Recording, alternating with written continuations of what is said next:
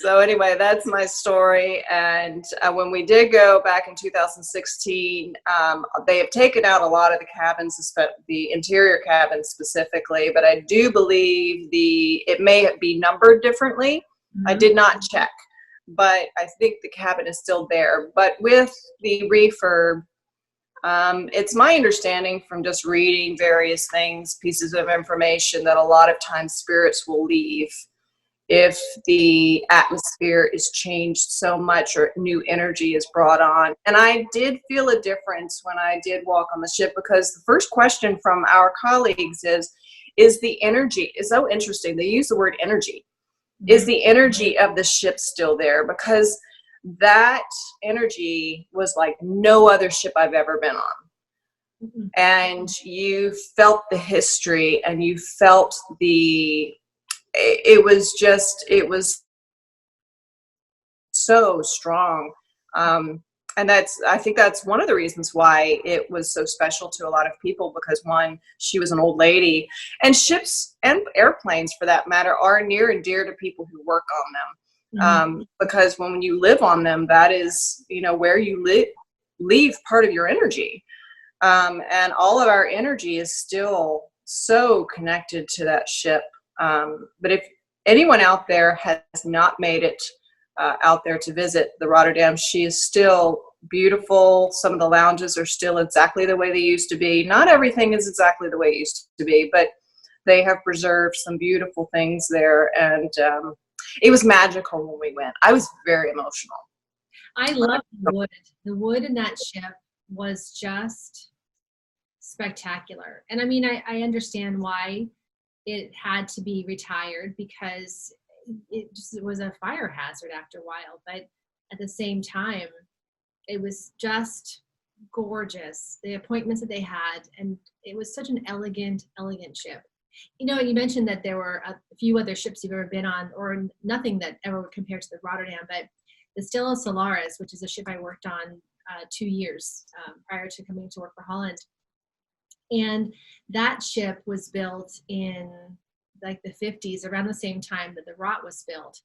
So it had a lot of that same vibe and the same kind of clientele, who were the world travelers, who didn't come on for the glitz and glamour of the amenities, and someone who would cruise on that kind of ship wouldn't cruise on the Oasis of the Sea or the Norwegian Bliss. They want that intimacy, and that they want the stories. I mean, that's one thing that we lose in all the flashy newness, are the stories, the rich history, the archetypes of, the storytelling, which is so important to our culture. But yeah, it's the energy that we infuse in our blood, sweat, and tears that go into working on board cruise ships.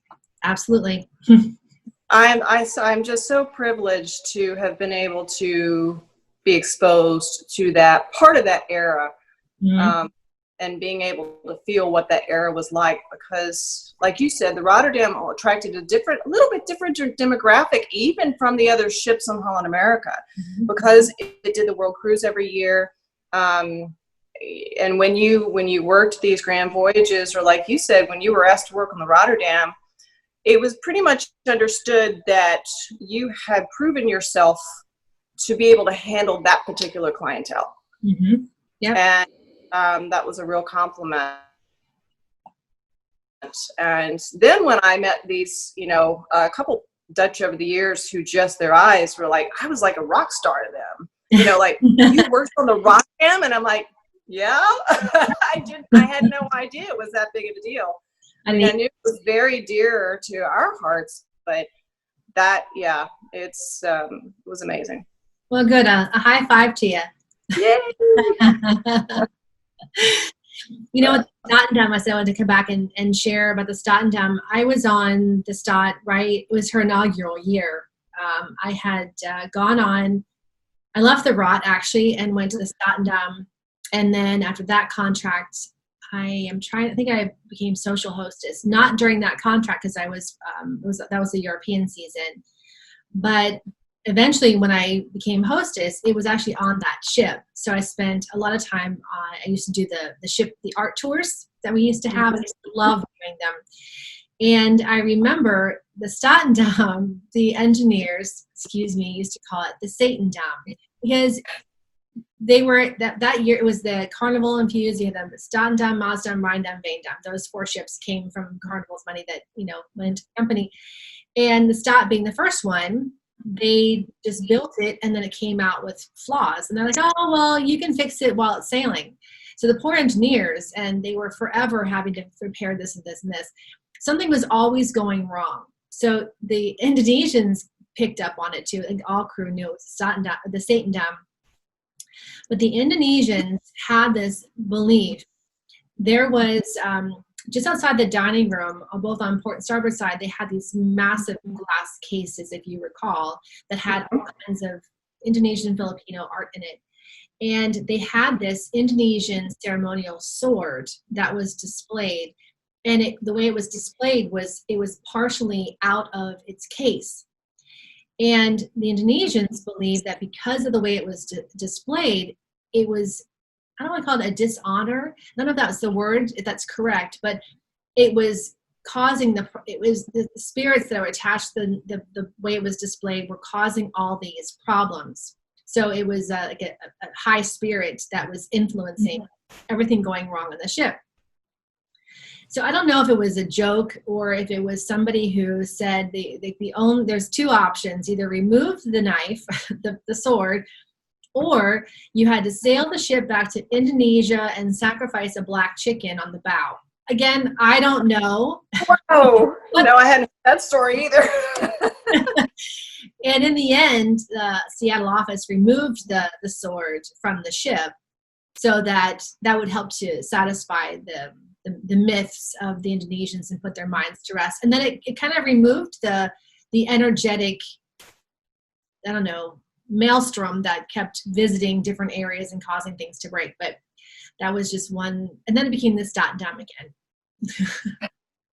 That's a great story. I hadn't heard that. And that was one of the fascinating things about working with multicultural crew, is the belief systems and them sharing those and what they believe. And so many of those cultures are very spirit oriented cultures, that they do believe in this stuff. So yeah. Yes, they do. And it was an honor and a privilege to work with all of them for as great and everything in between. It just is the education that we got, and is never ever put a dollar amount on it. And I've had people since then say, well, obviously with what's going on with the industry now, it's like, well, aren't you glad you're not in it? And yeah, I'm glad that I'm not in it. But if I look back at my life and the 20 years I spent in the industry, and I grew up there. I am the person that I am today because of all of you, people like you, people who I have come in contact with over the years. And I may not have that, reach out and touch someone like connection like you and I have rekindled, but those people who have influenced me are still part of my DNA at this point in time. Genetically, have influenced me as a person. I think I'm a better person because of it. And I would never trade any of it for any amount of money in the world. I just couldn't do it. Couldn't. I think everyone that we have ever worked with would agree on that. And I think you and I also talked about the fact that it's a brotherhood and a sisterhood. Well, I'm not going to compare it to the Marines or anything, but that would be another thing that you would hear that term, that because certainly being in the military is an entirely different experience, but when you are sharing an experience of being away from your family and your home for months at a time in a very enclosed space and working and living and playing together, it is a bond. And I know that in your last talk with Johnny, he mentioned the bond that must be forming right now with these crew members that are still on the ships waiting to go home. I mean, that is a bond that, like he said, they'll have for the rest of their lives. But we also have had, and don't you find too that even when you meet someone who has worked on ships, even if you never worked together, there is an understanding of like, I get you, I get where, who you are, what you're about, because you lived that kind of life. And Johnny was right. Usually people who were not meant to work on ships for a long period of time usually fizzled out after a contract or two. Yep. But people who stayed on longer for years and made it truly their life, Mm-hmm. there is just this incredible, we've had the fortunate experience of sharing this specific lifestyle. That's not for everyone. And it was so incredible. We saw the world together, and we met so many incredible people. And I have fortunately been able to carry that on through being connected with my husband, who's still with the cruise line industries, and continue to have magical experiences. But when I left years ago, this was my husband had this painting made 25 years ago for me. That's how long it's been. He knew that this was my favorite ship. Aww. Reminded me last night when we were trying to figure out the lighting and where was I going to sit for this. And he said, I had that painting for you 25 years ago. I went, wow. Mm-hmm. And it's in our talk right now. It seems like it was just yesterday. I'm sure. Throughout the years, my mom has always been such a great supporter of my adventures. She's always would love that I would come home with stories and with postcards, phone calls, and everything else that goes with it. And talking about how I always told her that you could blindfold me and then put me in a ship and I could tell you what ship I was in because of how it sounded and how it smelled. And there's just a vibration. And again, back to energy. There's a vibrational connection that almost as if the ship when she's sailing has her own heartbeat. And because of teaching meditation and working with the circadian rhythm and working with brain waves, I've often wondered if that vibratory impact of being on a ship, that if we energetically, brainwave wise, connect with it in the pulsations of it on a higher level, which creates the synchronicity of the people on board. And then when there's like major leadership shifts, like a new captain, a new hotel director, a new chief engineer, even cruise director, that temporary disruptor comes in, but then through sleeping on board and working on board, that you begin to slow down your rhythm into the group rhythm that's there. And I didn't mean for this competition to go quite so deep and quite so spiritual, but I've wondered about that since I've gotten so deeply into meditation and understand the vibratory impact that meditation has when you meditate together collectively, much less the collection of hundreds of crew.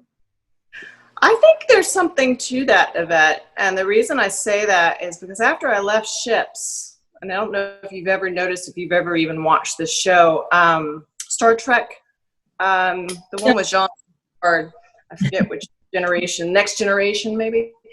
I would flip past that and just watch a few minutes of it. And in that show, they have the sound, in the background is the sound of a ship that they have to give it the sound of a spaceship moving through. You can hear it. And I found myself like really not even necessarily interested in the show, although the show was fine, but it was that sound that I finally realized, wait a minute, that's why I'm so attracted to the show. It's the sound of a ship that I'm hearing through this show that I found that pulled me in.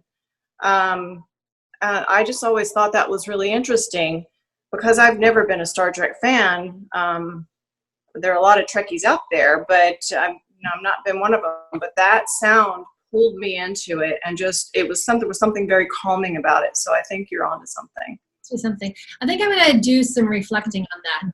I was on the phone yesterday with my coach, and I was talking to her about shifts in me, and somewhat of profound shifts that have been coming recently, and looking to switch my focus, because what I do is an energetic practice, and it's, as you experienced and also, the Amrit method of yoga, it's actually a Kundalini energy-based practice. I had, this is actually kind of cute. I had a lady that came to my first meditation. I did a combo class. So I did some yoga, and then I took 20 minutes of yoga, 20 minutes of meditation afterwards, my first class back at the hospital. And after class, she comes up to talk to me because she's been practicing Kundalini yoga that she learned at Kripalu back in the day. And I said, well, that was actually my teacher. So he's taken Kundalini yoga, but slowed it down. So you become aware of every single nuance of energy and pulsations in the body as you are walking, talking, breathing, and in yoga. So it's been, I thought, you know what, this conversation of energy keeps coming up, and then here we are talking today. So that's another positive reinforcement to the energetic shift, that what I do for a living has been an energy-based thing that you really can't, describe in an SOP. It just Yeah, it is. And I think we discussed the fact that so much of it is bringing it into your awareness and then allowing yourself to experience it, to really start understanding what it is. I can definitely think of a time where I didn't have a clue about energy. In fact, when we first reconnected a few years ago, and this was when you were living at the ashram, and I had called you because I had started having some experiences that I didn't understand, and you started using yogic terms, and I'm like, that is way over my head. I don't have a clue what she just said, but now I do. But you were there to help me transition into understanding that, and it was necessary at the time because I was starting to have these experiences that I did not understand and were frightening me at the time, and now they don't, because it's just energy. It is just energy. But even I applaud your courage to pick up the phone and call in the first place, because people will think, oh, I'll just muscle through it and I'll figure it out. But if we can get help from somebody who we know has the information, but it's also a level of trust. But I honor your courage in reaching out. I'm really glad that you did, because it's recreated a relationship between the two of us that neither one of us ever anticipated. And I think that's awesome. And that's part of the adventure, and I love it. Yep, me too. Before we wrap up, is there anything else you wanted to add, or that has come up for you in our conversation that you wanted to circle back to? No, actually, I think, anytime we circle back to anything connected to our time on Holland America and the wonderful memories, it just puts me in such a great place. I'm just, it's so warming. And as I said, when we were on the Rotterdam years ago, and we walked into the lobby area to check in, I was on the verge of tears because I was so emotional. Mm-hmm. And it was just that connection. You really is very hard to explain, but I think those who have worked on ships and had their own experiences or on the Rotterdam totally get what we're talking about. And I'm thrilled that we can do this now, because when we talk about these, I feel good.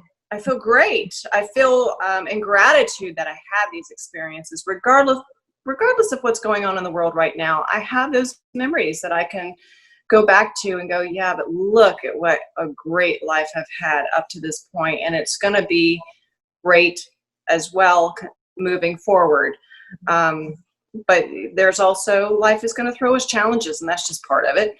And this is why you and I have done the work that we've done, to be able to move through it smoothly and be able to reflect on so many fabulous memories we have made, and look forward to future memories that we will hopefully make together as a team, as a spiritual team and a wellness team, and see where that takes us, and have great stories to share down the road.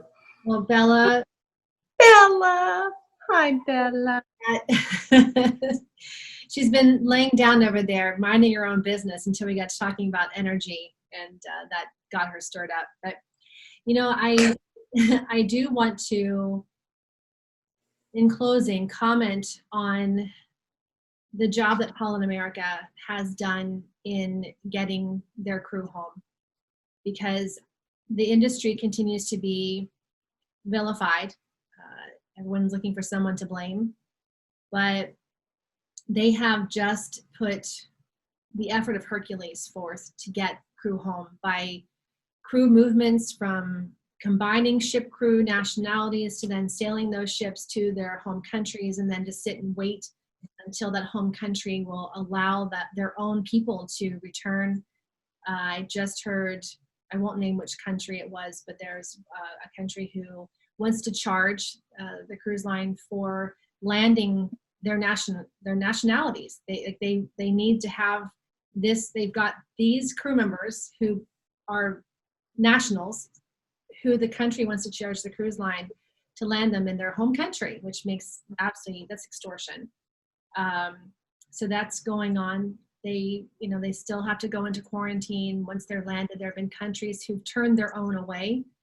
But no matter what, the cruise line has made the effort to sail those people all the way back to some of the smallest countries to then have those crew turned away.